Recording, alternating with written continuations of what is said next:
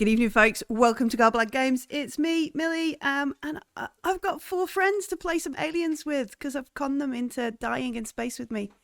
Yay! So hard, so difficult. So difficult to die in aliens, especially in a cinematic that is deliberately written to murder everybody. Yes, thank you very much for joining us.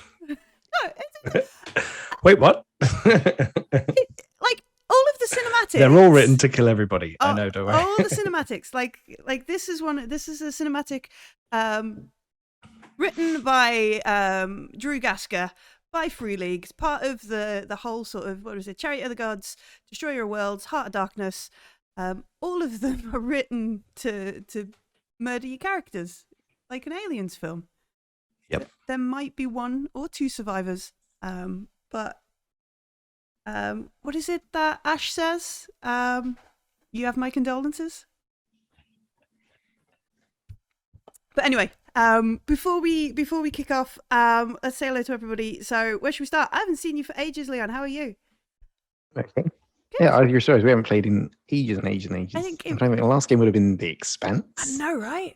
Yeah, well, that's a while ago. That was the last time we played Alien wasn't a stream game. No, it wasn't. No. Oh gosh, actual games. Remember them? Oh wow. But you're well, yeah? Yes. And you're excited to die in space? Yes. No one's going to die. No one's going to die. Everybody's going to be fine. We're going to be fine. We're all going to be fine. Are we sure? Because Simon's here. How you doing, Simon? I'm really good. You've got a reputation for just murdering people at the end of an Aliens thing. I think my I think my mission is to choose when I die, and not let you choose that for me. Oh, okay. But just for your character, right? Yeah, not our characters as well. Oh, you guys can die whenever you like. Don't mind. Okay, cool. So glad he's not the pilot. Bonk. Ben, how do you feel about your options? Yeah. I've never once died in an Alien game. I always survive, particularly when playing scientifically minded characters. They last the longest in my oh no, wait, the other thing. I was getting confused. I was like, pretty sure thingy with the scar. Didn't start with a scar. No, not with a scar, but definitely ended with several.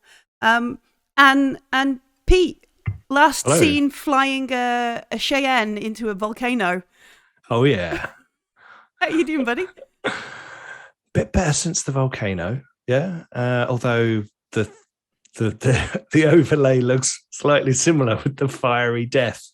Looking forward to it. This is going to be cool. I love Alien. Cool.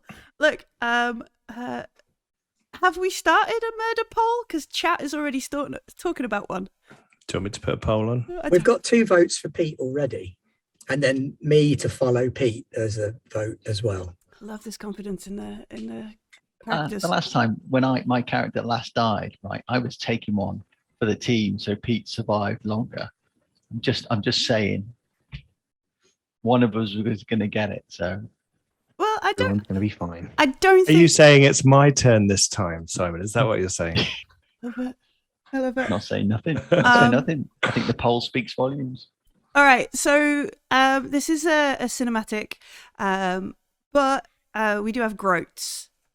So, like we did last time we played Aliens, are we gonna just nix the? If you haven't had the reroll points, you can't be like, oh, I'm gonna just talk. Really or maybe slowly. I'll preamble a little bit while I wait for Pre-rolls, someone in the not chat. re-rolls. Yeah. Pre-rolls, yeah. Pre-rolls, not Pre-rolls, not re-rolls. All right. Okay. Cool. So we'll establish that. And was there if we roll a face hugger, are we still allowed to re-roll? Because normally you wouldn't be able to push that roll. So can we use a chat re-roll for that? Are we all right with that? Yeah. I'm waiting for chat to be like, no, I'll take all my groats, have them all. Well, you could probably do that. You could probably say you have to spend all of your groats, your entire amount of your groats. If you dump your entire account of groats, can you re-roll a single face hugger? Oh, I don't know whether we've got any groats set up to do that. Give us your. Give us your entire groats. Oh. All We of them. have to keep clicking over and over again to add We You growth. could do custom amounts, can't you? Oh, that's only in. just- That's only just in saying votes. it. All right, no, I'm just saying it. If someone really wanted to, they could literally like just take everything. just take my groats. If you really want to do that, folks. I'm quite happy to have no rerolls at all. All right. It's Alien, man. Hard mode. Alien. We Right. could just do it hard mode. No, I like the groats and I like the rerolls because I sometimes think they're really it's nice fun. for them to yeah. Sometimes they're really fun, and then sometimes the dice still hate you anyway, and it is just as hilarious. Gordo, man, Gordo. Oh, Gordo. Anyway, right, okay. With that out the way, we're going to play Heart of Darkness. This is a published cinematic, so if you're going to be playing Heart of Darkness with your friends, as much as I want you to hang around, you can't, because there are going to be some massive spoilers. Just stay and watch. Oh, okay. Just stay and watch. Stay and watch. Fine. Okay. So this is a cinematic, which means it's not like the Frontier War campaign. Everybody here has got a pre-generated character that they picked from a list of 7, and everybody here has also got like secret agendas to kind of, do some things, promote skulking around, maybe shenanigans and so on. It does tie in with the other cinematics, so if you've played them, there are definitely things in here. And also, folks who followed the Frontier War or played it themselves or read the Colonial Marines books, there are things in here. I was like, excited about it. So be prepared for that as well. But shall we begin? All right. So you are an international science team handpicked by Wayland Yutani to investigate a new form of life. It's a survey, sample, and assay job, but one you were offered book deals, benefits, university tenures, lots and lots of money to accept. You hastily contracted and then transported to the Outer Rim aboard an understaffed plasma trawler called... I don't want to say the name because I'm going to get it wrong. Cetrahina. Is that right? Cetrahina? Yeah, that'll do. After a 3-month cryosleep, you arrived at your destination. The viewport shield slides open and a swirling whirlpool of pitch black greets you, set against a starry backdrop. The ravenous mass gulps torrents of plasma from 2 unraveling orange globes that were once dwarf stars. This is 26 Draconis. A restricted system that's home to the Ablasan black hole. A powerful singularity is consuming both the planets in its path, the system's 2 remaining stars, and whatever life they found out here in all that. You're headed for Erebos, an orbiting Wayland Yutani plasma trolling platform and restart station. You assemble on the observation deck for hot coffee, which is the only good thing on the ship, and the breathtaking view. The ship's Bishop-type android, Grey, quietly places an activated modular computer device on the desk. And he looks over at Pete's character, Luga, and says, "From the company, I'm told." The module splutters into life, projecting a holographic antique desk before the viewport. And a familiar-looking gentleman peers out from behind the monolithic furniture. He resembles the ship's android Grey, only a little older and a bit more tired. The man looks right through you and smiles. You look confused, probably wondering why a synthetic is sitting behind a mahogany desk. Understandable. I'm not a Bishop android. I created them. I'm Michael Bishop, Company Director of Special Projects, and I'm recording this August 7th, the year of our Lord 2185, the morning of your departure from Gateway Station. Mr. Bishop's hologram stands before the viewport, gesturing towards the black hole. Magnificent, isn't she? Living in that swirling plasma soup is a xeno-extrema feel. They're calling it Hasselden lights. The lights fit all the criteria for life. They may even be intelligent. Erebus observed them swarming around a significant meteoric mass in the plasma field, so he gave the green light to anchor the meteor to the station for study. Erebus science officer, name is, and he looks down for a moment. Clerk. Clerk will brief you more on that when you arrive. Now a couple of safety concerns. First, Erebus is a Weyland-Yutani prison work site. 99 constricted convicts. Warden Douglas strikes and his android officers maintain order. Just don't wander off alone. Second, that black hole puts out electromagnetic energies that can scramble your brain, like staying awake during FTL, but much worse. If you feel depressed or paranoid, talk to Dr. Lark, and he gestures to one of the folks sat amongst you. You start feeling anything extreme, report to the station's medical officer, Webb. He's got the meds to help. Now about these lights. How smart are they? Is there a pattern to their flashes? Are they trying to communicate with us? What exploitable properties do they exhibit?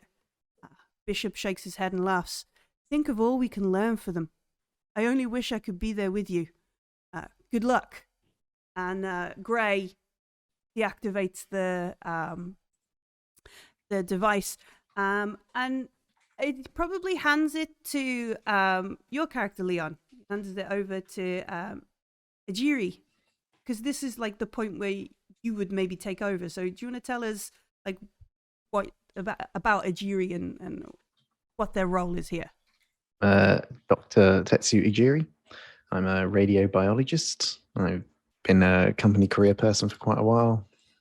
Led lots of other sort of science projects. And I'm now basically in command of the science side of this, because this is a very, very good opportunity to see some incredibly exciting new science discoveries, all those sorts of things. So yes, I'm very cool, collected as a person. I have a calming presence that I try to keep everyone calm and sensible and level-headed. And I'm very pleased to be working with this crew. I've looked over some of their stuff and they all seem very good experts in their fields. So I think we should all work very well together. All right. So while Ajiri is obviously doing some sort of safety brief or just going through some of the protocols, how do you feel like Luger, Pete, your character? Because this is your ship, but they've taken over. These science guys love to talk, so I'll let them just talk, do his stuff. I'm kind of checking what I can from where we are on the status of the ship, because there's a dirty great black hole out there. So I want to make sure everything's okay, that we're not getting drawn in or anything, even like any kind of minute adjustments. I'm just trying to sort of keep an eye. And every now and then I'm sort of walking around behind him, like checking things and then going up and turning around and nodding, when I'm saying particularly safety points, that kind of thing. But yeah. Okay, cool. So just sort of like, no, this is still my turf, but also like, yeah, but I'm on team. Yeah, and kind of slightly bored competence, like good. I'm checking the ship. There's important stuff, that kind of thing. Yeah. So, one of the folks taking in this briefing, listening along, how is Navarre? How are they taking it, Simon? Tell us about your character as well. So Navarre, it's got to be Navarre. Navarre, so okay. Navarre, yeah. So Navarre has basically spent most of his time lab-based. He literally lives in a lab. He doesn't go out in the field. He doesn't get all involved in that kind of stuff. He is if Navarre says it's true, and he can prove it. And you can ask him any question about it, and he will show you the facts. And that's why Navarre is here.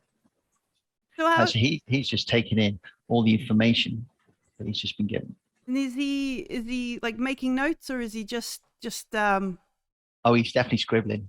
He's scribbling. All right, scribbling stuff down. He's got one of those little pencils that you can see used to be like that big, but he won't give it up until it's using every ounce of pencil. Yeah. And you probably can't read his notes because he writes that way, then that way, then that way. Oh, okay, all over the page. All right.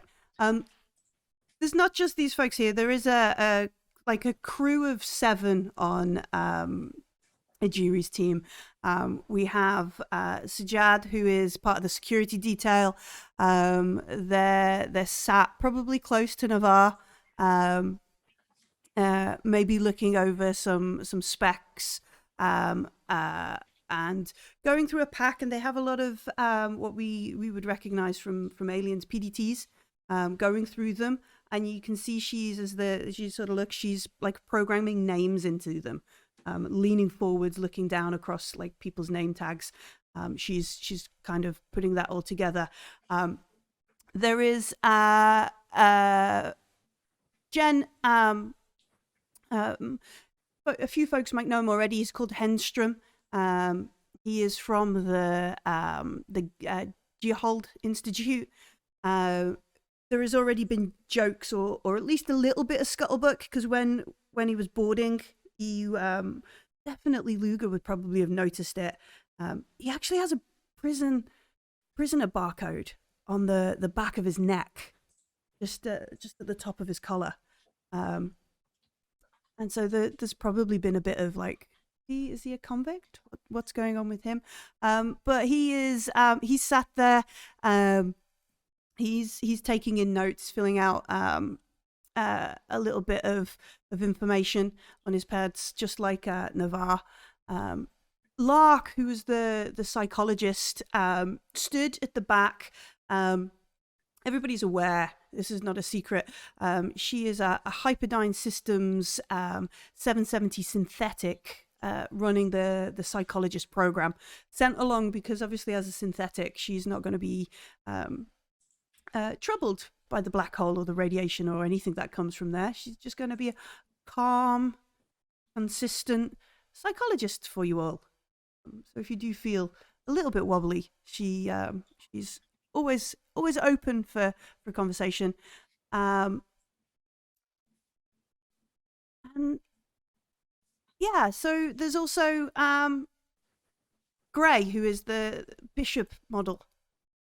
And they've worked with Luger for some time, and they are, doing the typical serviced android stuff, making sure everybody's got water, maybe passing around trays of cornbread or whatever comes up when you get straight out of hypersleep.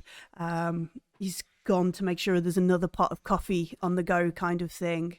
And he's perfectly content to just do as he's told. Very seldom will he do anything without being kind of recommended to. So we sit, we go through the briefing. How strict is your safety briefing? Is it quite relaxed, or is it like pay attention and these are the rules? It's pay attention. Like this is very important stuff. Processes and proper procedure is incredibly important to Ejiri. Like there are reasons these rules are in place. Like they have been crafted and evolved over the times of people doing something wrong. The reason you are told not to walk down the staircase with hot coffee is someone has fallen and spilt it at some point. It wasn't just dreamed up out of nowhere. These rules exist for a reason. Okay. So we take this all in, and then once it's concluded, maybe like, is it a long briefing? You going to keep them from their breakfast? No, everyone should be mostly aware. A lot of it's going to be probably directed, like with eye contact at Hedenstrom, because I don't think he's taking this stuff particularly seriously. Navar and Drabikowski, I trust, because they know what they're doing in like sciencey things. Luger doesn't really need to hear it, so. Okay, all right. So, although I'm not impressed Navar doesn't write in standard issue notebooks. Because they are designed to then be filed away in a correct filing cabinet for ease of finding and then for data entry points. So he doesn't have to. There is no official policy that says he has to use standard company issue notebooks, but it would make it easier for the rest of us if he did. Okay. When the briefing is concluded, everybody's sort of left to move off into their own morning, own pre-cryo sleep arrangements. Is there anything anybody does first? Is there any, or is it all following Luger to the bridge and that kind of stuff? Yeah. Just gonna grab my coffee and my jack and go head up. pull my flight suit on and everything, and then get up the front and check everything's okay. Yeah, so we head up. We glance, everything's in like the wake up cycle of the bridge. We roll back like the blast shields, like as we've been moving through FTL. And yeah, you can see pretty much what you saw on the briefing deck earlier. This massive kind of red corona, this picture behind us, with the shadow of Erebos just sort of hanging there. Every now and again, as we make this sort of move in, you can see that there are like repositioning jets, like something will fire on one part of the station just to sort of shift it, so we can try and maintain a kind of safe distance from the crushing black hole it's harvesting things from. And this 1 kilometer long station, sort of pinned in this corona, kind of looks small and like a toy as we sort of focus on it. Is there anything you particularly want to check over? I just do all the standard kind of make sure there's nothing venting, check the if I can get any information on the station as we're, coming towards it. Make sure there's no proximity alarms, any rogue asteroids flying, drawn in by the, that kind of stuff. Okay, yeah. Local space stuff. Local space stuff, yeah. Let's make the first roll of the game then. Let's make a Comtech roll. Oh, I can do that. Yeah, I can do that. 1 success. Okay. So as you sort of bring up all the data, you sit down in your well-worn pilot's captain's chair. You look over the information that's coming up. First thing that sort of springs to your like when you're approaching Gateway or any of the other sort of major stations, there's normally like this is Gateway, please confirm your approach. You're gonna fly manual, or would you like to take an automatic approach, that kind of stuff. All you've got here is the automated docking beacon, just like this constant kind of stream telemetry backwards and forwards to you and the ship, to let you know where you are in relation to the docking queue, and that kind of stuff. Also, like the station. Any communications from the station? No verbal communication, nothing other than the automated docking beacon. Okay. Nothing. Which makes you maybe kind of look out the window, and there doesn't seem to be like many lights on it. There's no no movement. Ajiri, can you come up front, please? Yeah, what's up?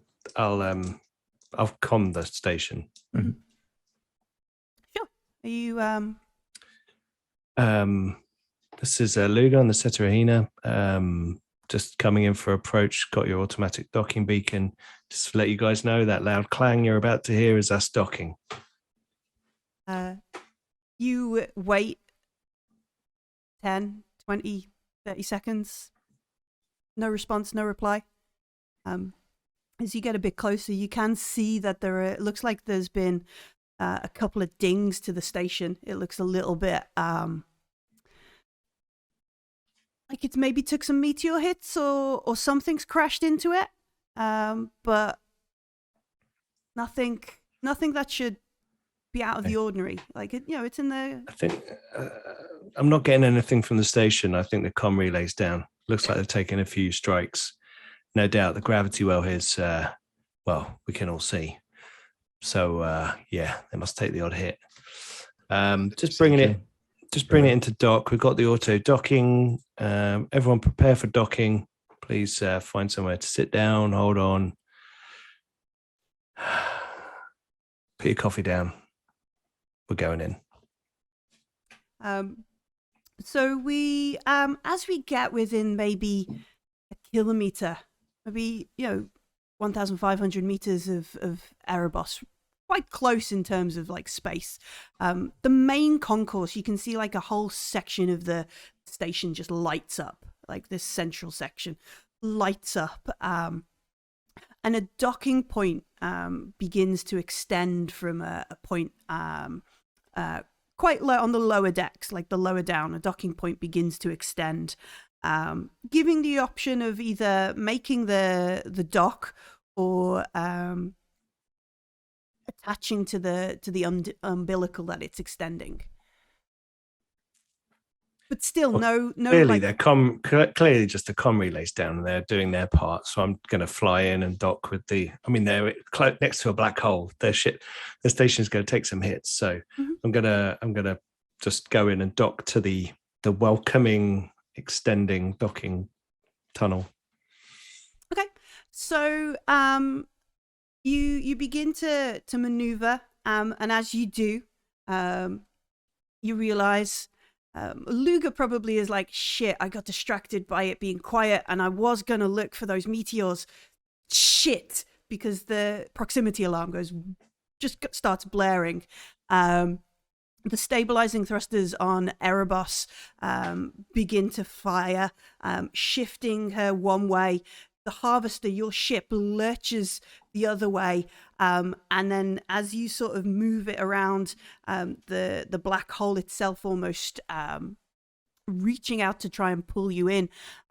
Consoles bleep, everything goes crazy. I need a couple of things. I need a piloting roll from Luga and a mobility roll from everybody else. This is where I kill everybody in the first 10 minutes. This is how I win. This is how I win Alien, folks. So it's been a while since I played a free league game, so I'm going to check I've got this right. So I've got 3 agility, so I get 3 dice, and 3 mobility, so I get another 3 dice. You do. Yep. And 6s. And 6s are what And we're after. only 6s count. Yeah. 2 successes. I mean, I have got 8 dice, so I thought, I should get a couple. Are we in 0G? No, unfortunately not. 1 success, or is that a 1, Simon? 1 success. Oh, okay. Unfortunately, we're not in 0G. We are in the artificial gravity of our ship. All right, so we swing the Harvester around just so it can dock and move towards the ship. We quickly realize, however, that we aren't gonna make this a nice landing. As much as we want maneuvering in the proximity of this black hole is not gonna be as friendly as we want. So we have a couple of options. If the top, like this bit near me, this bit up here, if this is like A, and then all the way down there goes lower down the alphabet, we've got a couple of options. We've got Deck E, which is around, which you think from obviously you folks will have seen the specs, the plan for Erebos, somewhere around the supply and quarters. The other option is F, which is somewhere down here that you might be aware is near the cell blocks. And we can jump into there.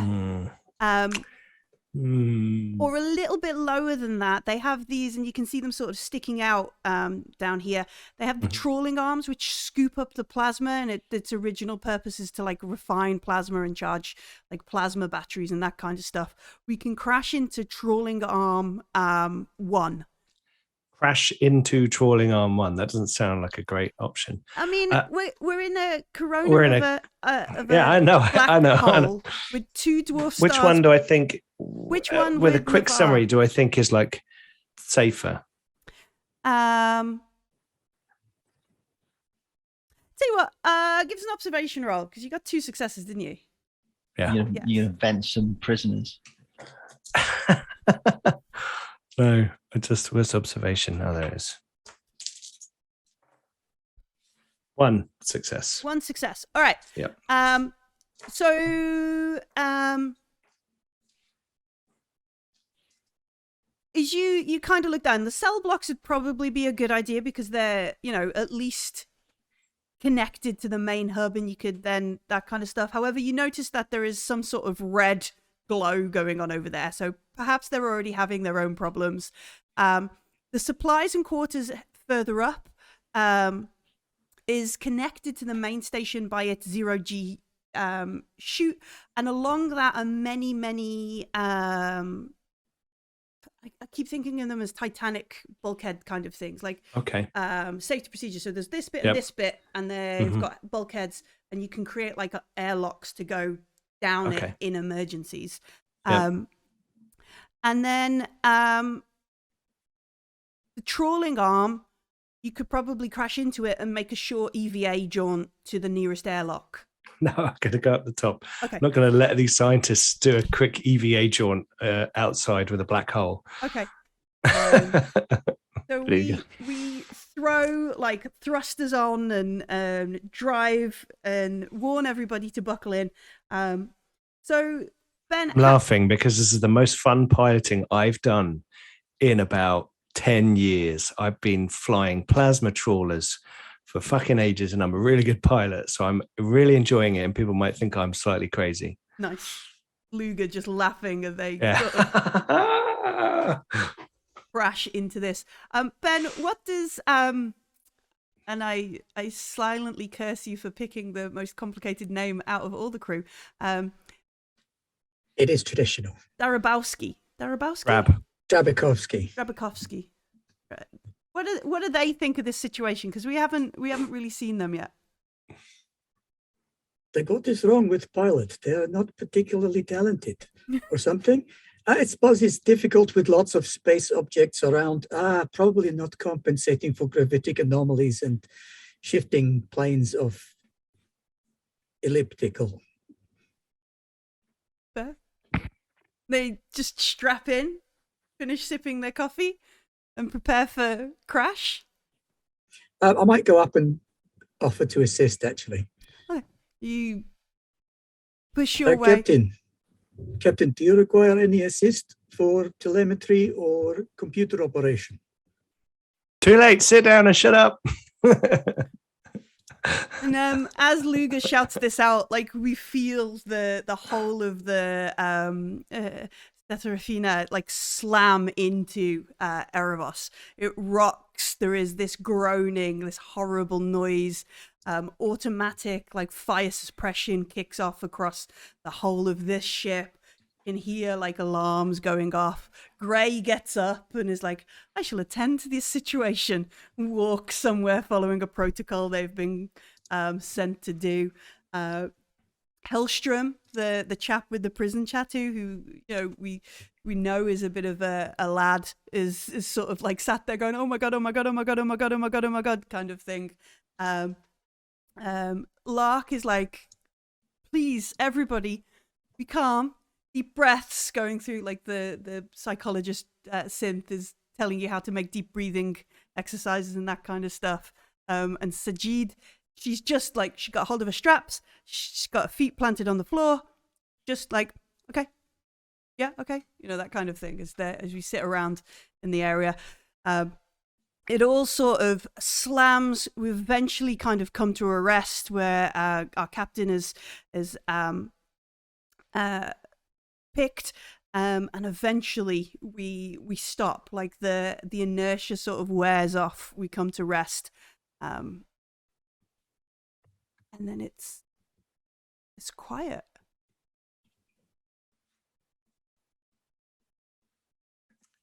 I'll hit the comm.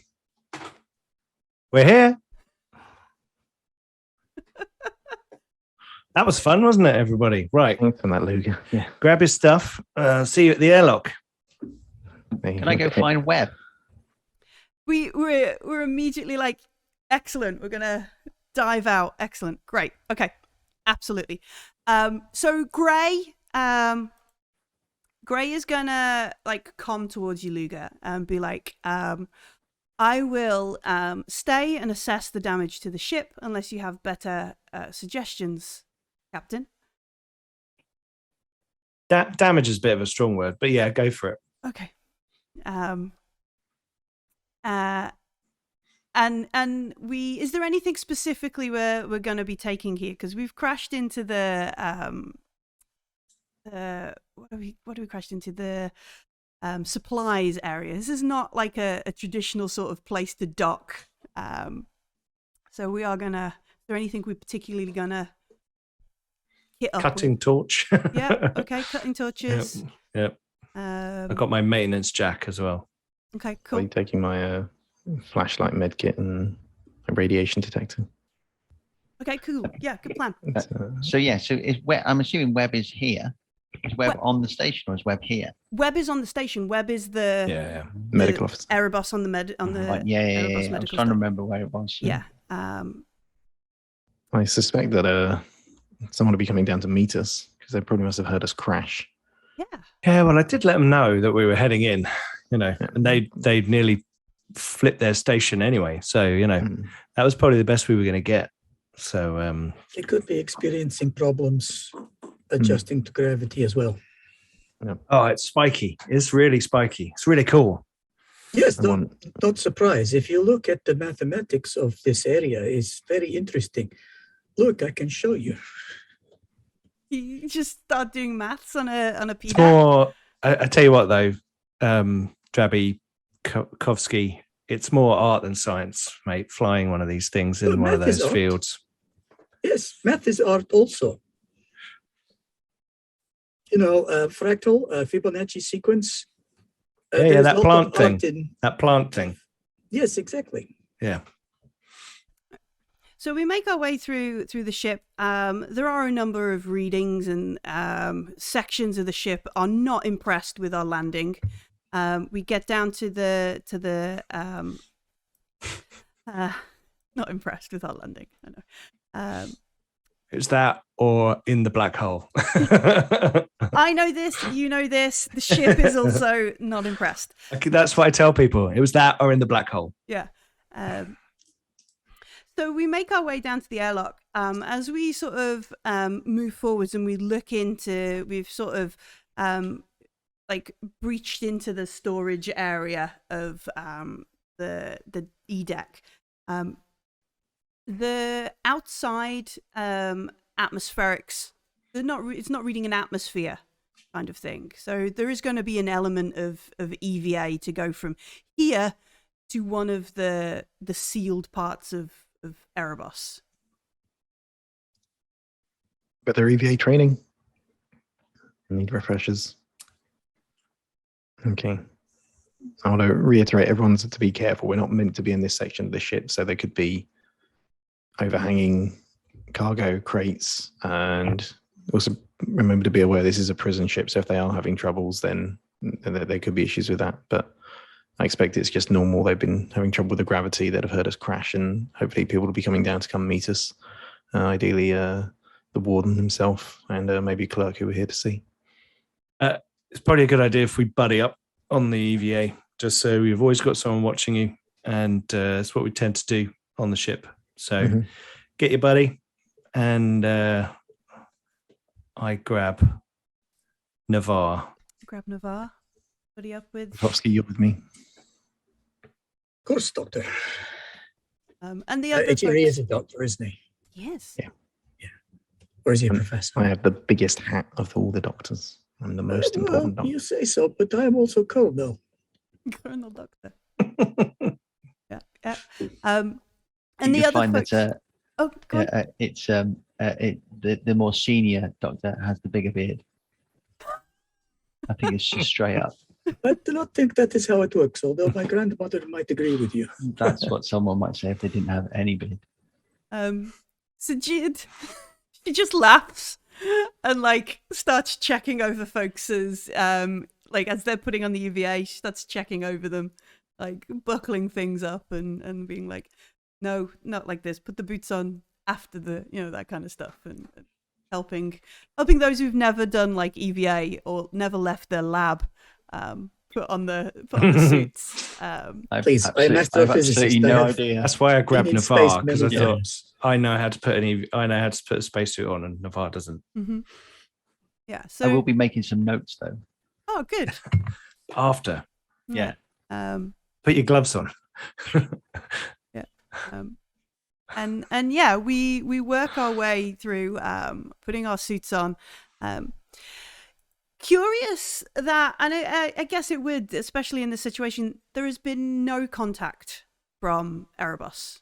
Like, you can't even see like Lights. Yeah, there's no lights. There's no like, hey, you've shortwave. Now you're in our range.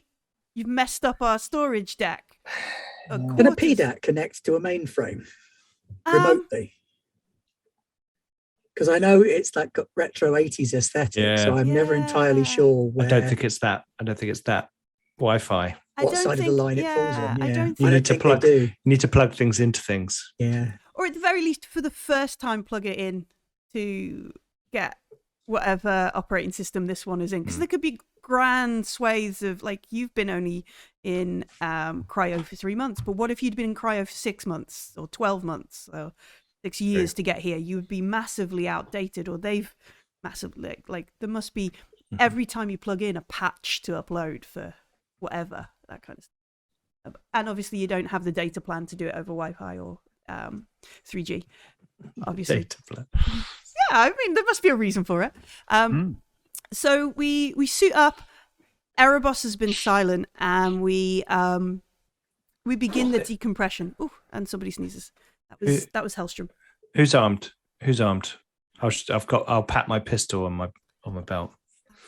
This is a prison base, yeah, and it's on the edge of a black hole. And there was some meteorite or debris strikes on the exterior. We haven't had any contact from them, so everyone keep your eyes peeled. Right, if you see anything that's weird, like people acting funny, then get on the group comms and let everybody know. Yeah. Sajad even, she's got a supernova dual action shotgun. She's like, yeah, close encounters.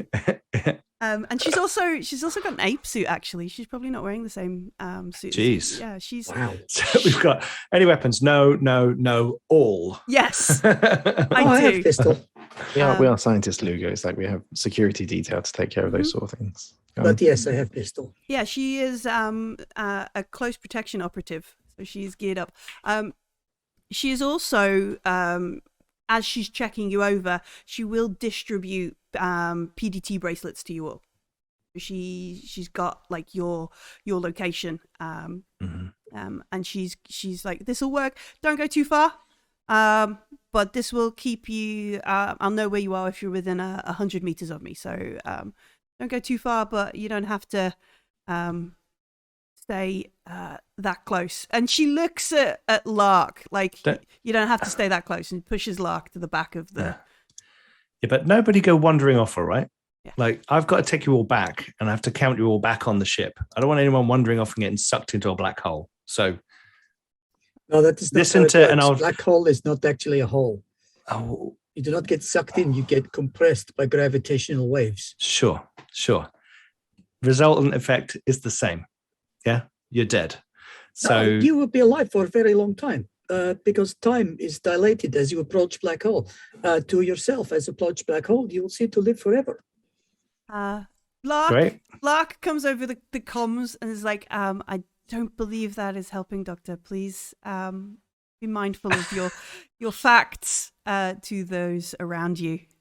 Thank you. And we start to move out of our ship into the storage area. There is a small amount of gravity here because of the station, but there's nowhere near enough. Like, it's almost basically 0G. And the storage bay is quite large.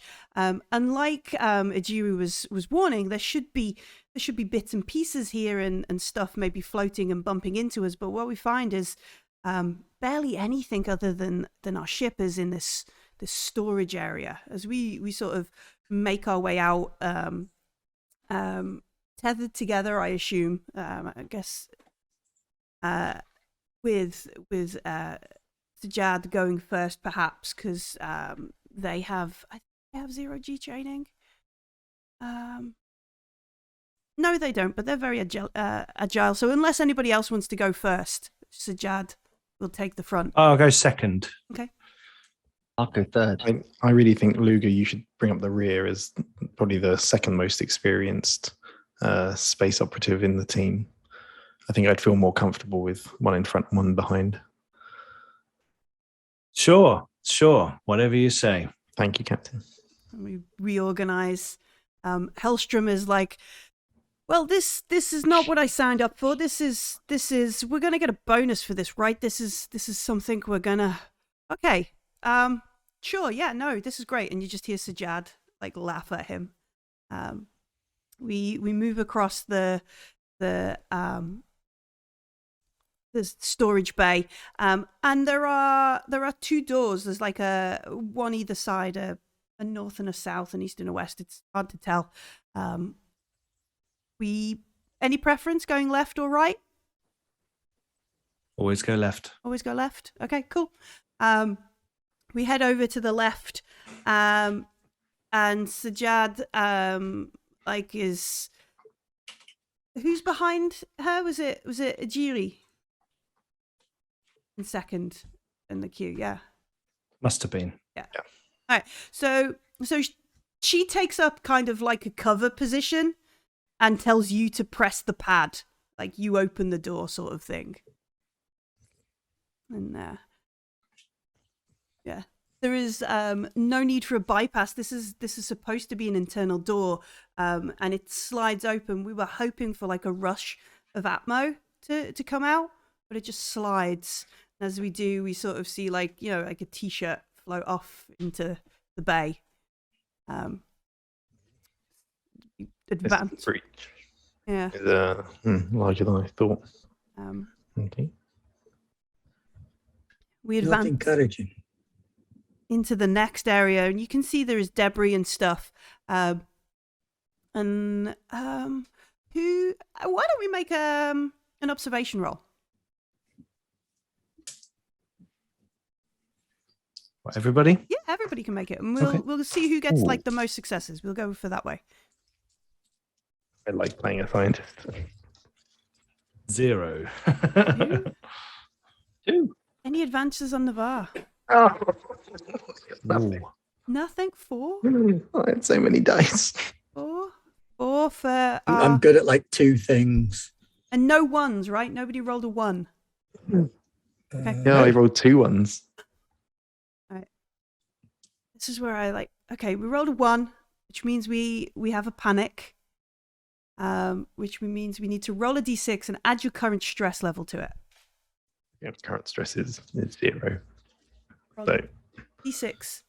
You're all right as long as you 1. don't roll a 12 on your d6. Oh, yeah, no, Yeah. 1. All right, so you do have a little moment of like stress, yeah, which is probably because this is definitely not how it should be going.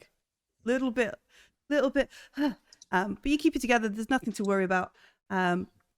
We open. I'm taking a point of stress here. Yeah. Yeah. And Trabakowski, you spot just in the wall, and you look up because perhaps like you had noticed starlight or light coming in here from an odd direction. You follow it down and you see, and it's just like the trajectory of like meteor, like micro meteors, like perforating this section of the station from one side up down to another. Just ask me some more questions if you want.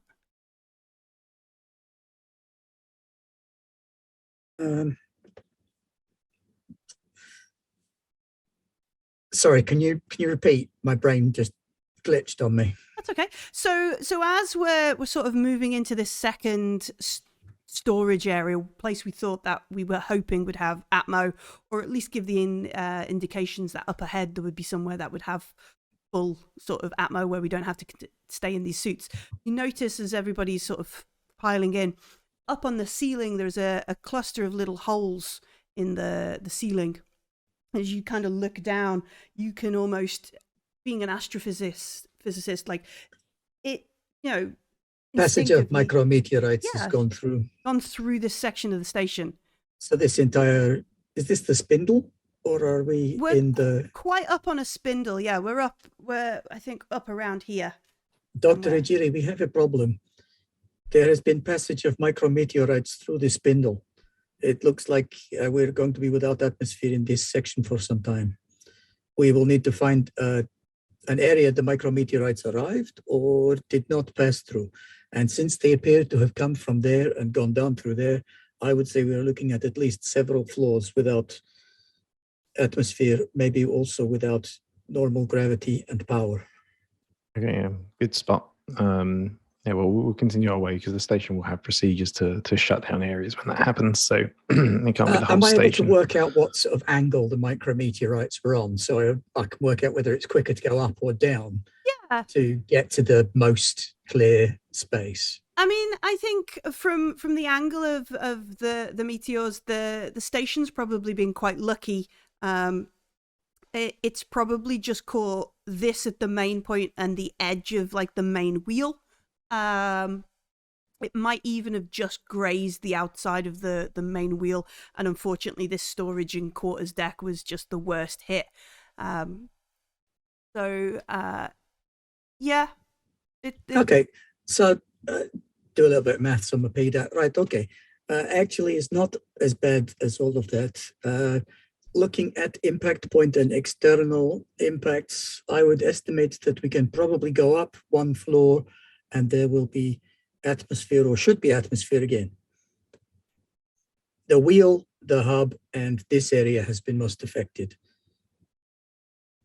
I can show you the orbital dynamics if you wish. No, that's fine, Jaworkowski. I believe you. Yeah, I think it's best if we do that as well. If Sajid agrees, just I'd like to get some security insight into this. I mean, she looks around a bit and is like, I looked at some of the security procedures, like the safety procedures we should probably make towards the central chute. It's gonna have a number of places where they'll bolt lockdown. We can make our way through, even if we have to go down a couple of EVA ports, and should find Atmo soon. Okay, I'd rather follow the security process. If they know we crashed into them, they'll be expecting us to follow that kind of procedure to come down there. So yeah, we'll proceed that way. Right. They direct ahead. If we go through this next room, there should be access to the central chute. We can follow that down until it won't let us go any further. That is down towards prison and workhouse, yes?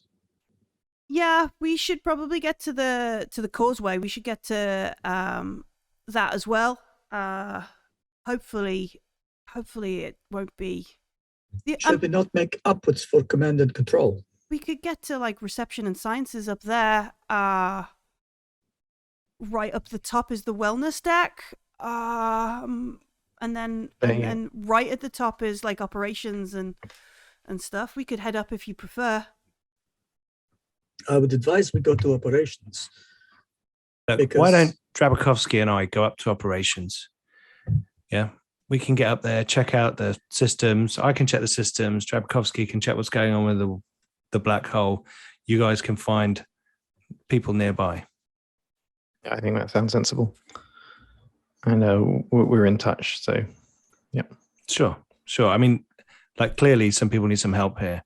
This looks like, it's taken a beating. So if we can assess the situation from operations, but then you guys get down that tube to see what's going on, then I think that would probably be best.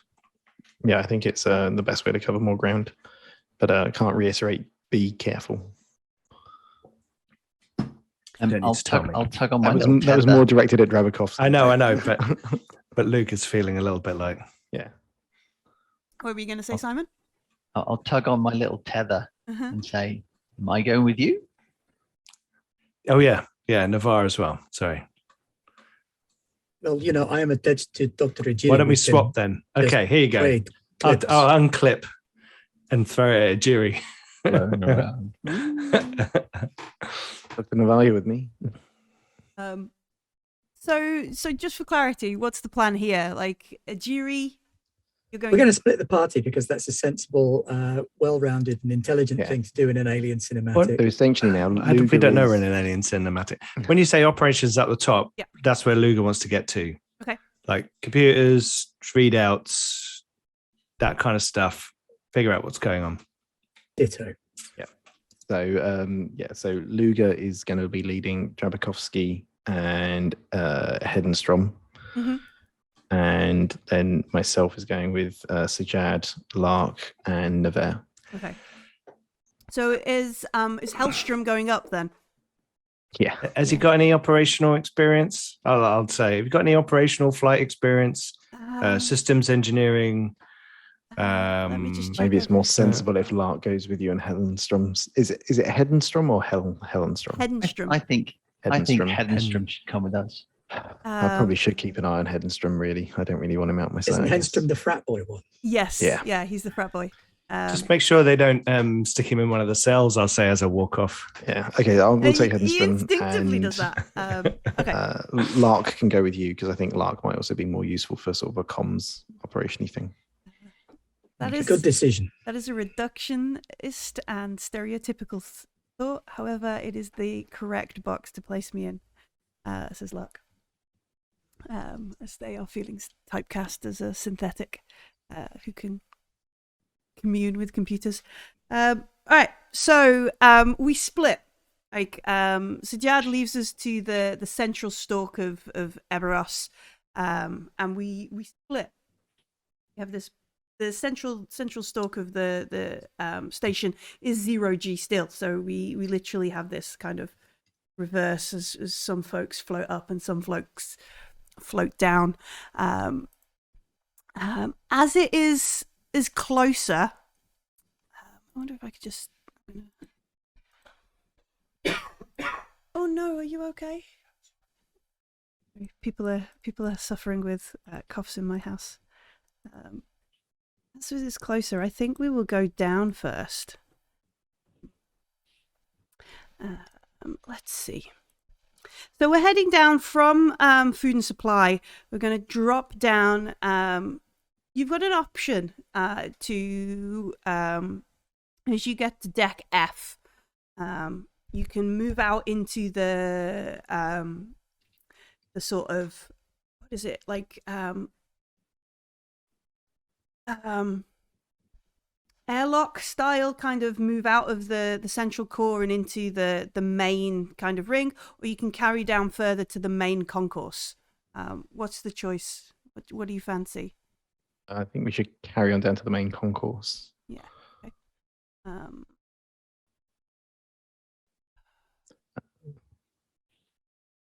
Here we go. All right. So we sort of move down to the main concourse. This is like the biggest kind of area of Eberos station, and we are slap bang in the middle as we move through the sort of system. We find that there is air present once we go through like the 0G and the personnel locks and that kind of stuff and move out of the chute. Once we're in like Atmo, we can take our EVA suits off and maybe move around a little easier, or we can stay in these big clunky suits and possibly terrify whoever we bump into. I don't know. It's up to you.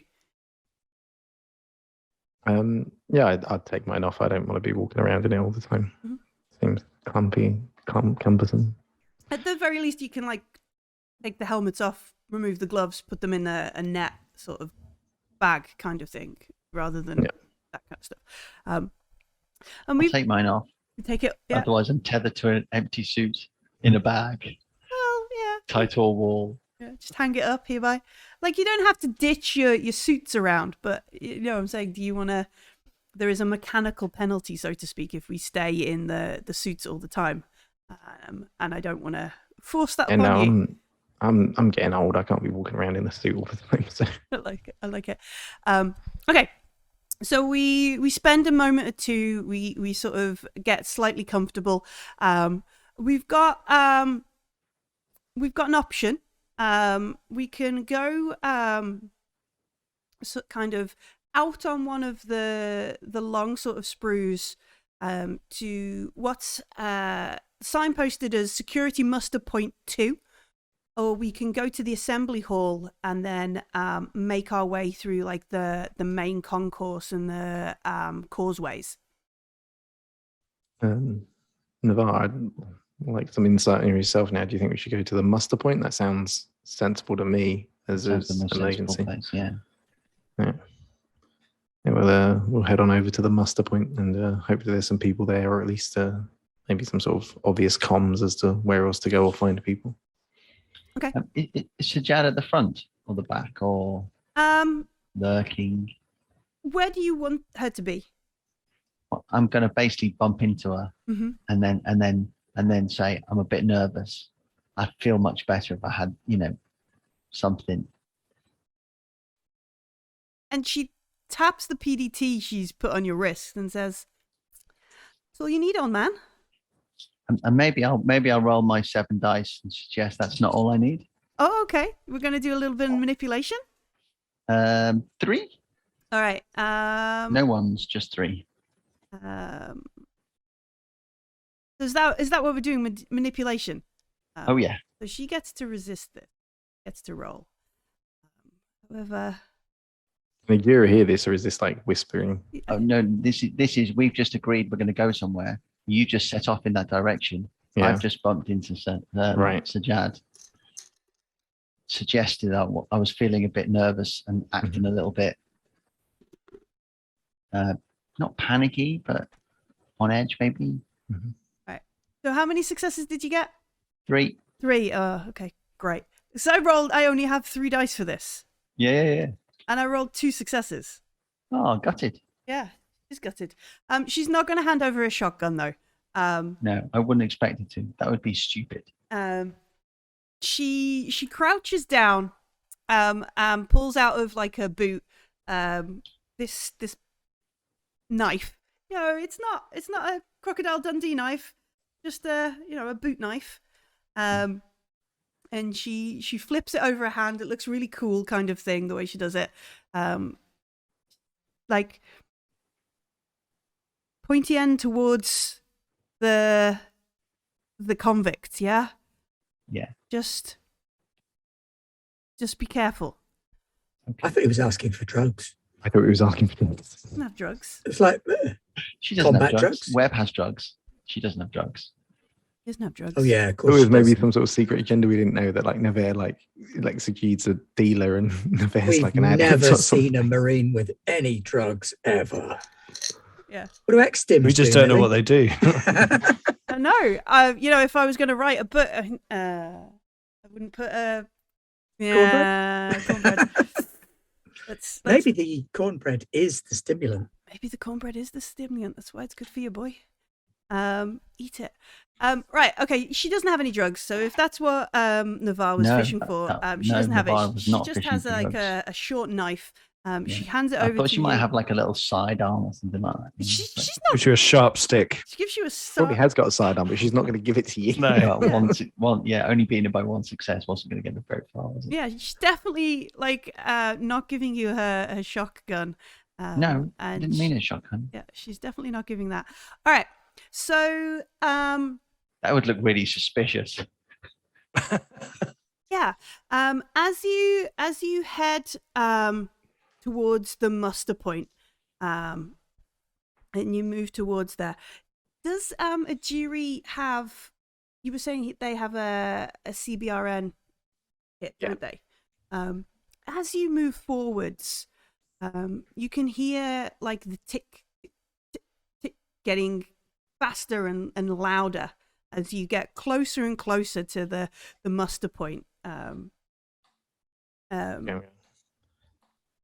up to stop the others. Mhm. Is this ticking like into dangerous levels, or is it just like I'm aware that it's getting more, but it's not? It's unusual, but it's not dangerous.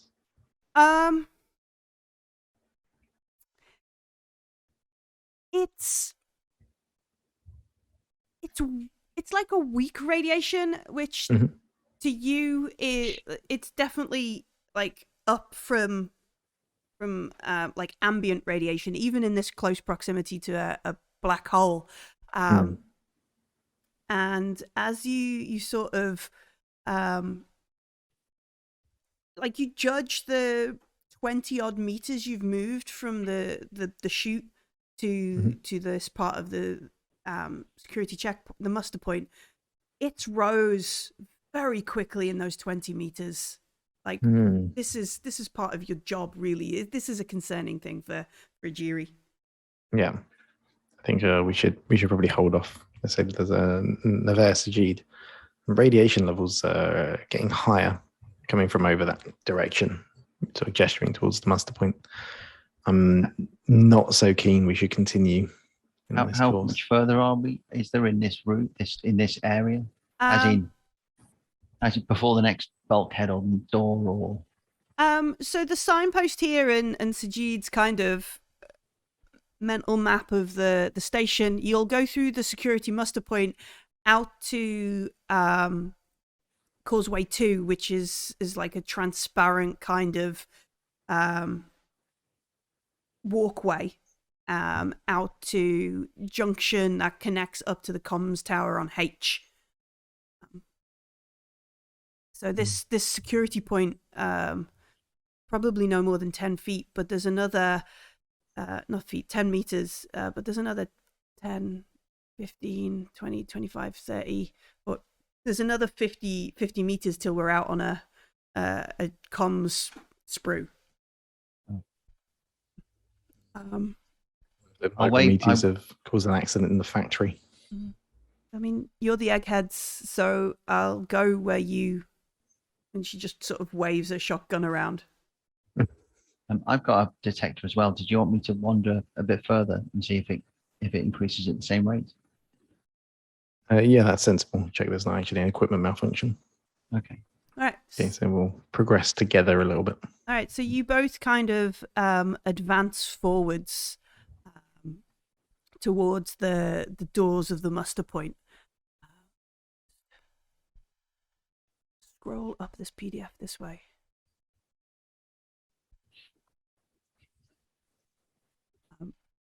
And yeah, as you make your way further and further towards the muster point, the radiation goes from like, you should probably not hang around here, to are you sure you want to be here?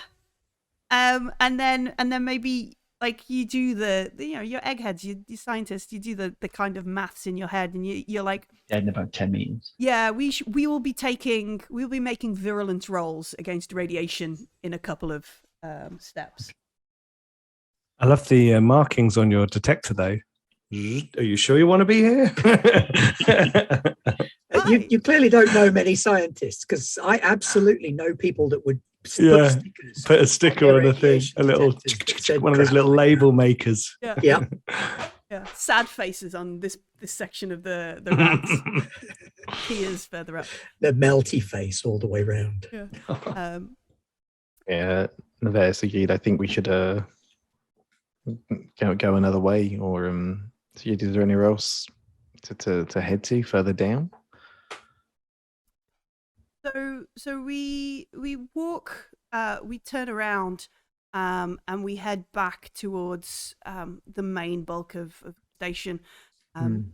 We head down to a place called signposted the Assembly Hall, and we push on Sajad pushes on the door to open up. And we see Drabowski and Luger moving up the central chute of the space station. You move through like a couple of floors to head up to from food and supply, There is how far up are you going? You're going all the way up Operations. to operations, and you're just going to forsake the other pieces on the way. Well, if we see activity on the way up, we might stop. Yeah, but if we- our initial goal is operations. Yeah. Because from operations, we should be able to contact the entirety of the station Hopefully. and press big buttons. Big buttons is what I'm after. You want to press all the big buttons. Okay. So we come from our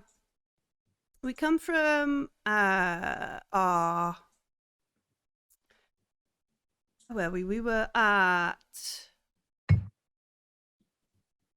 Deck E. We come from Deck E. We move up. The next one is like signposted reception and sciences. There is Do we know from the schematic where the mother is? the mother, I believe, is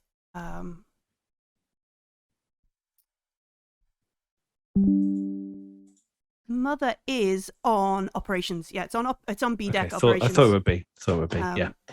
So Deck D, reception and sciences. It's noted here there is an astrophysics lab, visitor docking port, VIP bay, and parts storage are up on this. And this is probably where you were originally aiming for. Yeah. And so you've just come down a deck below. It is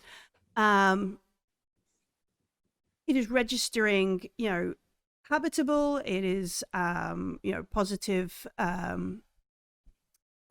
for oxygen, and you can see as you kind of go through like the hatches, the lights are on. You continue up the chute. Can we see like if there are little windows or ports? Can we like see anyone moving around inside? Let's see. Maybe. Because we're not in atmosphere yet, are we? We're in a. No, you're in the chute kind of thing. Yeah. There would be like, had there not been what am I saying? Micrometeorite strike, then it wouldn't have vented. It would be be pressurized. Yeah. The bulkheads and that kind of stuff to prevent the other people dying because of one section being vented have kicked Sensible. in. I know, right? Weyland Yutani makes some good shit. Yeah, let's see how you all jumped into that and agreed. So give me an observation roll. Either you or both do it. Yeah, both do it. Nothing for me. You're right. Close. 2 for me. Excellent.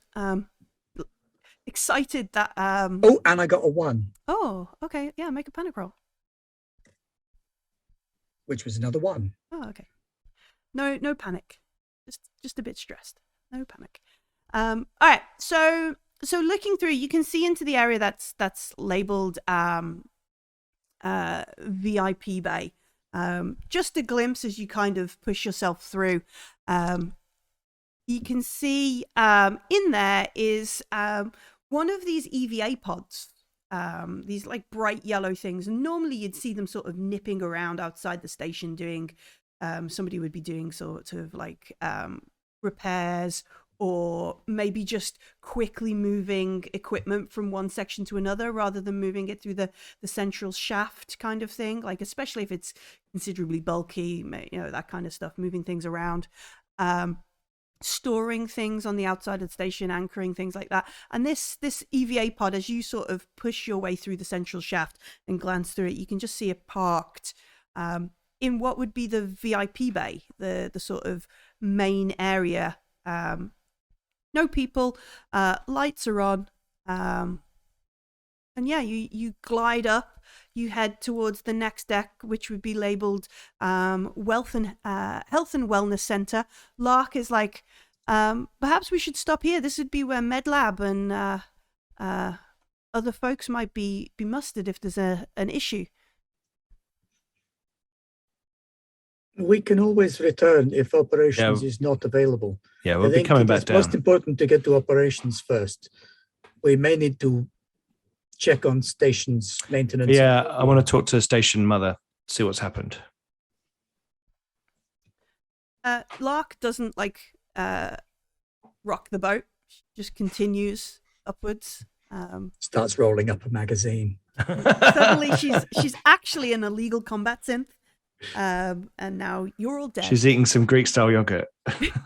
yeah. Getting ready. So we push through up to what is labeled Operation Decks, and we get to the airlock station of the shoot vendor moment. You can see that there are red emergency lighting flashing on this deck, flashing, and those sort of that's not good. No, this is not meant to be what is happening. The little rotatey things. Yeah, a couple of them because it's 80s kind of thing. They're going off, flashing around, and there is Atmo. I press my helmet up against the window. Can I hear anything? Very, very expanse. I like it. An elephant squealing. So we sort of listen out for vibrations and that kind of thing. Because if there's atmosphere in there, we'll be able to hear alarms. Mm-hmm. And if there isn't atmosphere in there, we won't be able to hear alarms. While he's doing that, I'm going to just message Ijiri to say we've got emergency lights going on the control on the ops deck, just as a little, touch base, nothing like a text message more than anything. Yeah. Okay. Let me just.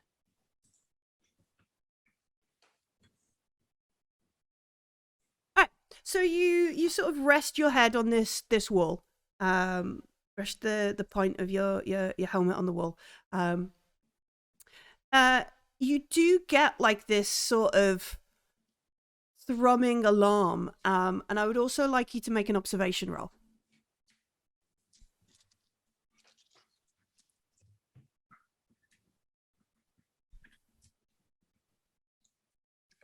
One, two, three, but I got a 1 as well.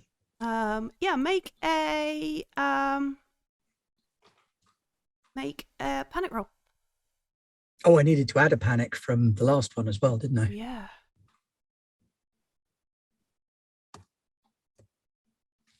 Right. How many stress are you on? 2 now. All right. But I only rolled a 1 again on my panic. Did we get stressed while I was away? No, you didn't. Okay, cool. I'm just not sending any messages secretly to anyone. Promise. We can take headphones off if you want. Oh, yeah, I forgot we could do that. Goodness. Yeah, everybody take your headphones off. Apart from Ben. All right. I was about to take my headphones off. Gosh, I've not done this for a while. Join me, chat, in remembering how to play Alien. Right. Okay. So as you sort of press your head to the wall, and you can hear this throbbing alarm that's going off. Yeah, that kind of stuff. And you sort of lean against it.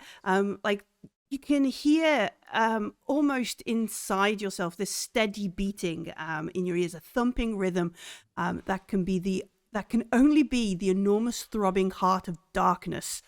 It starts singing to you, calling to you, and wherever it is, it wants you to find it. It's this heartbeat throughout the station. You can put your headphones back. Come back and join us.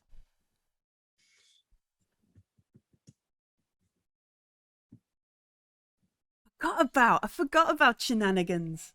Thank you. Yeah, I love taking the headphones off, but it's great because I'm like, what's going on? Helping by making stupid faces. So yeah, you can hear the alarms that are obviously going with this pulsating light coming from operations deck, which is obviously some sort of we'll put all the alarms up here, but we won't warn the inmates in case they get angsty, kind of thing. Can I start cycling the airlock to? Whoa! What? Slow down for a moment. There might be people who need help. Yes, I'm sure there is, but we need to advance with some caution because there is something strange. What do you mean? Empirically speaking, it's very difficult to detect. There is partial atmosphere maybe beyond this wall. But I think I'm still in my suit, so I'll be okay. And yeah, if people are inside, they may be oxygen deprived and therefore acting in unusual manner. Also, there is something going on with the station. I am picking up some kind of torsional distress by listening to the wall. Sound very odd. I'll look at Lark. We were warned this might happen. Drabakovsky, I think you're suffering the effects of the black hole. Remember, they said in the safety briefing from Ajiri, Yes, I mean, I even wrote I that heard part a of bit safety about the briefing. mental stress. I have been nearer to more black holes than many people. I'm sure you have. Lark I'm sure you says have. with the most calm and passive voice, extended exposure might accelerate current exposure. Luger is correct, Drabowski. You should perhaps practice the calming breath techniques we discussed in the safety briefing. Once we find the station's medical officer, we can prescribe you with some medication. Why don't we send Lark in, trained psychotherapist and android, immune to difficult brain stuff? Are we sending Lark in because she is psychotherapist or because she is android? Well, she can help people. If we all rock up, all three of us in armor, and they're suffering stress, they might react. For helping, yes. And we'll be shortly behind Lark. We'll send Lark how do you through. Feel about this suggestion? As a synthetic, it's not really up to Lark. Sorry. I think it's the best thing for the mission at the moment. Lark Lark nods. As a synthetic, I have no apprehension about the situation. I am bereft of emotion. That is why I've been programmed with the psychotherapist protocols. You also have the most ability to resist, like, crazy people, you know? So pacification of patients is a protocol I have been they're very strong, Drabakovsky. Look, this is the best, I think, option. If Lark is satisfied, they go in first, we'll follow shortly behind. But like a passive presence might be a better one rather than us rocking up in suits with guns. Okay. Lark takes off their EVA suit so they don't look like they don't breathe. They didn't need it. They just brought it to make everybody else feel comfortable. Mm-hmm. And they're there in their like flight suit with psychotherapist written on it. They go through the operations airlock, and are you like gonna follow them in, or are you gonna wait for them to close the door and come back and report it's all fine? I think follow in a bit behind. I'm not like, seal the airlock, see you later. It's like, let's go in and open the other side of the airlock and then let Lark go out first. Oh, okay, cool. Yeah. Yeah. And then we'll wait in the airlock. So if things are bad, we can shut the airlock and go back. Excellent. I'm pragmatic. I'm a trawler captain. A little bit of space experience going on here. Okay. Yeah. So we get into the airlock. Lark takes off their EVA suit. They head forwards. They move into the operations deck. Comes out into like the main operations area. You have to kind of do this sort of walk around. It doesn't face the main kind of entrance. You see her kind of go in. She walks out of sight. And Ajiri, Navarre, the doors open onto the concrete. I love how Pete keeps laughing. Like, I can just keep you hanging. That's great. Great. I love it. You open this door onto the main concourse. And you straight ahead of you is this large assembly hall. This is where you should be able to normally would be like roll call for the inmates. That's where you would perhaps have the Joes and who are the workers, who would the repurposed as the, what am I trying to say? Repurposed as the guards. Thank you very much. That word was hard to remember. This is where they would sort of meet and escort people to their work details and that kind of stuff. And as you open it up, it's empty. It's just quiet. You can see the radiation counter on here still ticks up in the same way it did in the other area, and it's labeled like left over towards Terminal 1, which has got a hangar deck, and I think let me double check. Some emergency cryo sleep, some cargo bays, bulk storage, that kind of stuff on that side. Right is to bulk storage, another hangar deck, more personnel areas and that kind of stuff. And then above, like straight ahead, is the Joe's sort of storage repair bay for the correctional officers. The Geiger counters in your CBRN, they are still ticking. It is, this whole place must have like a low level kind of ambient radiation. Something has breached somewhere, but it's not concerning right here. There, I was kind of expecting we'd have found some people by now, especially there's an atmosphere down here. Well, I think if they've locked up all the prisoners and you've got the Joes, is there and we can't get to the security area, which I assume is where they have all the information regarding what prisoners are down there. Is there any consoles in here? I mean, there's like generic access terminals. They might not get you into like the full mainframe, but they'd probably give you like some status updates and that kind of stuff. And like directly across the assembly hall is the station for the Joes. Okay, I'll just try and access something to try and find out when the last time the terminal was accessed. All right, sure. Yeah, make a contact roll. I don't have contact, so I'll just use the other thing. I'm trying to find where it is now. Contact. Okay. Oh, 2. I only have 3 dice. Cool. Where are we? Let me find.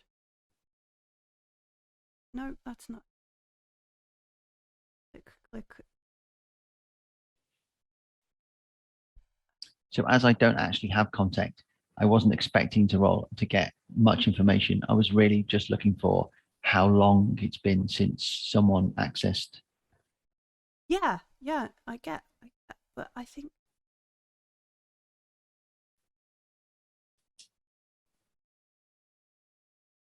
No. All right, so it has been accessed not so long ago. When we in the PDF. So when you sort of log in, it's the basic level. Like this is probably potentially a place where inmates can access. You don't have like security clearance and that kind of thing. So it's just the basic kind of thing. And Navarre is probably not expecting to get much out of it. No. However, you are slightly shocked when a sort of log pops up. And it's it pops up and it says a timestamp 85/9/15 13:21 hours. Mother locked me out of Cronus network files. did download logs from Cherion. Black hole singing, data to decrypt. And data is not like data, it's DA/TU/UR. And there is a number of like, sort of, you know, when an emoji or something can't be displayed, so it just puts those little black boxes. There's a bunch of them in between it all. And this flashes up on screen. Right. And then the screen sort of glitches after you look at it, and it goes back up to Erebos station login. Please present ID and PIN for access, kind of thing. Have I seen anything written like that? Have I seen anything that's been categorized like that? It looks like I mean, you've probably done them yourself in a lab. It's like a personal log. Yeah. And somebody's kind of forced it to present on a terminal. Right. Okay. And can I see who did that? Is there a name attached? You to the got personal log? two successes, didn't you? Yeah. So you sort of flip over into like a DOS prompt or something, and like query what the last display was, and you go up and it's linked with clerk, CLERKE, clerk, ID code, blah blah blah blah, protocol 3. Right. Okay. And it looks like it's a bit hard to decipher, but it looks like this is somebody they've programmed it to push this message out. Okay. So I'm gonna get Tetsu to come and look at this. Call him over. Oh, what have you got? Um, Basically, I'll just show you the screen. Is it still on there? So the message isn't, no. You've just got the DOS record, like it's run a thing. As somebody's logged on. Okay. It's run a thing to push this message out. So clerk, who we know is a person or contact on here, on this base, has basically got a message up, something to do with the black hole singing, and Mother's locked him out. Okay. So, but he's downloaded some data. Okay. Are you able to access the data singing? Well, I mean, it is, it's a Xenos, whatever the life form, and singing could be just how he's described a phenomenon that he doesn't understand. Yeah, it must just be something like you get like I radio wouldn't transmission want- I bursts that wouldn't come from want to speculate pulsars. Yeah. It's got to just be something like that. My only issue is either Mother is compromised or Clerk is compromised. Well, given the briefing we had, maybe we should suspect that perhaps Clerk is compromised when we were seeing those high radiation levels. Yeah, but if Clerk is in the top of the, if the other party meet Clerk, Yeah. I don't know if we can communicate with them. I'll try and raise them on a comm. Mm-hmm. As you sort of try and radio through to them, you both hear like this. I mean, it's pretty weird, right? It's like this sort of growling cat noise, like meow, echoing through one part of the concourse building, like echoing through the atmosphere. Once it kind of ends in this like sort of noise, and then there is almost as if it's pitch shifted down, and maybe like a whale kind of noise replying, or sort of taunting. It calls back kind of like, and then there is a thump, like a huge sort of, if you were wearing mag boots to keep you on the plate, you can feel it through. And then the higher one again just kind of goes, meow, and then there is a clattering and stuff in the deck. Is this from outside where we were just before? Yeah, so you can hear them echoing through. So if you're in this assembly area in the middle of the deck, in the assembly hall, you can hear like the louder noise kind of echoing through from your right, and the lower pitch shifting noise through the left on the other side. They both kind of reverberate round to each other. All right, so they're both sides. Yeah, one either way. Nice. Yeah, one either way. What message do you send up to Luger and co? Ajiri? Luke, we found a log left by Clark. It's a little bit strange. I think maybe it might be a bit wrong in the head, like we were warned about. The message is a little bit unusual. So maybe keep your wits about you if you find Clark up there. You're on mute, Clark. Am I able to answer? Is this a live transmission?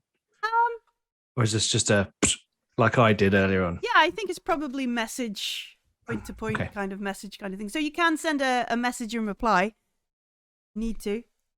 Or you can just acknowledge, like received. Weird how? Cool. Emergency beacons up here in operations. And as we sort of finish this, as it's 11 p.m. BST, I would like Ajiri, Earl, and Navarre to make an observation roll.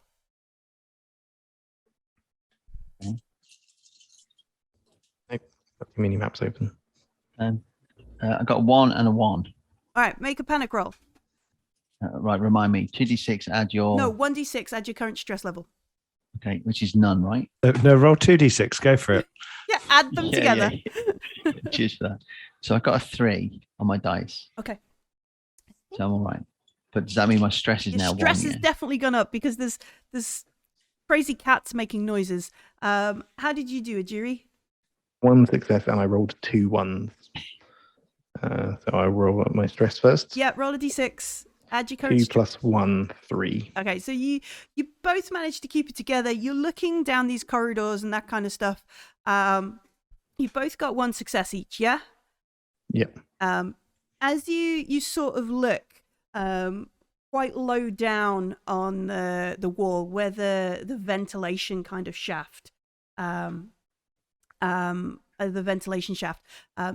perhaps in your periphery you thought it was just like a tape or something hanging from the sides, didn't click that it wasn't flapping in the wind. You just watch as it almost looks like this tendril, this root perhaps, retracts into the air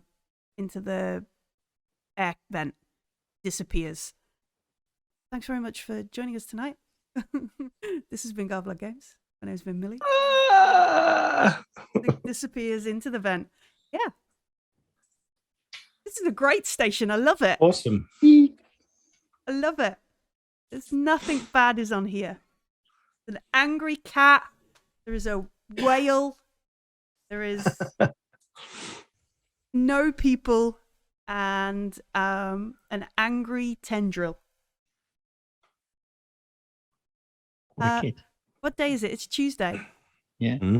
What are we going to do tomorrow, folks? We're not going to play Starforged, unfortunately.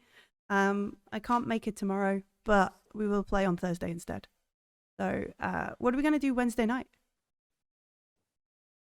Is it? Once upon a time in the old world? Is it?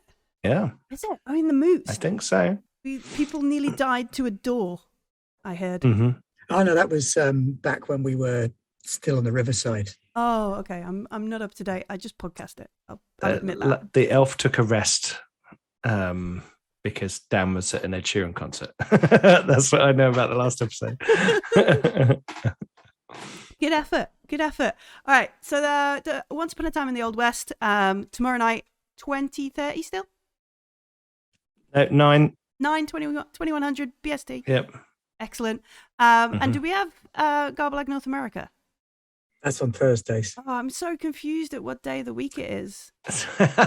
So Thursday we've got Cyberpunk Ooh. Red, Night City Highs, and that's the finale. So last episode of that. Excellent. Yeah, Dan's probably going to kill us all by sending us up against an entire gang with just 4 of us and none of our fighting people. Yeah. Good. It's going to be great. Good. I like it. And then is the Garbalag North America? Yes, there is. Excellent.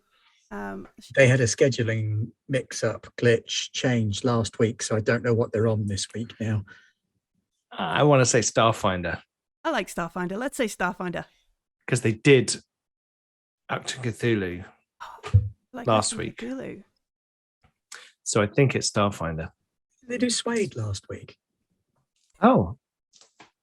They did a Savage Worlds Pathfinder last week. Oh, did they? Which is coming to the podcast soon.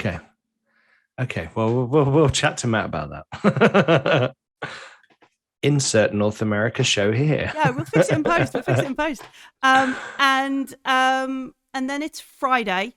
Yep. Monster of the Week. That's what Pete's miming. Oh, okay. I was like, 2 He's words. playing TTRPG. First word, squeeze. Second word, Squeeze of the week. Monster of the Week with the Anson verse. Yep. Naya's running it again, so Agent Anderson will only be an NPC this week if he's there. The weeks where Naya's running it, Agent Anderson goes, you know what, you kids just go break stuff. And then we do. Excellent. That's always a good thing to do. And don't forget, over on the Patreon, you can grab... Yeah. Ruins. It's there right now. Issue 2. I love it. And if if you haven't listened on the podcast, you should, because all of the podcasts have got like a lovely promo at the start, and that was really good. It's really cool that it does that. I know, it's awesome. But if you're wondering why we're just rambling about all the things, you should come and see us on the Discord, because there's a wonderful community of folks there. We talk about all kinds of things all the time. Today, we were making imaginary Magic the Gathering cards fueled by an AI. And apparently I'm a human wizard, but I'm not sure. Matt is a zombie. I'm a goblin. You're Pete's a goblin. I guess that I didn't need an AI computer. I mean, the clue's in the name, isn't it? I was going for orc. Come on. And Ben is a wizard as well. I was also a wizard, yeah. Yeah. But yeah, a little bit upset by the human thing, but you know, I took it as a good confirmation. Like, oh no, really, I am excellent. Phew, I thought I was a synth or something. Like Dan, one of the Dans is a sorcery. Norm is an instant. It's great. All different things. Very cool. Yeah, there's a zombie wizard in there. Yeah, but come and join us on the Discord. And if you have missed any of our shows, you can find them all on YouTube. They are uploaded at the weekend. You can have a nice content drop, enjoy everything, and leave a comment. There's a significant back catalogue of Alien, if this wets your whistle. Oh, absolutely. We've got the Frontier War. Yes. We've got For the Queen. Destiny's Edge. Desolation. LV832 and Desolation's Edge. Oh, LV832. What Lies Beneath. What Lies Beneath. Yep. And a smattering of other sort of one-shots and bits and bobs as well. Yeah, Reddy's Prospect. There we go. Yeah. Now. Excellent. They're all on the YouTubes. You should check them out. And there are maps and things on the disc on the Patreon as well. There are. Please stop me before I continue rambling, because it's getting late. Thank you very much for joining us. Join us next week. Join us tomorrow and join us next week. Just come back. Miss you. See you soon. Bye-bye.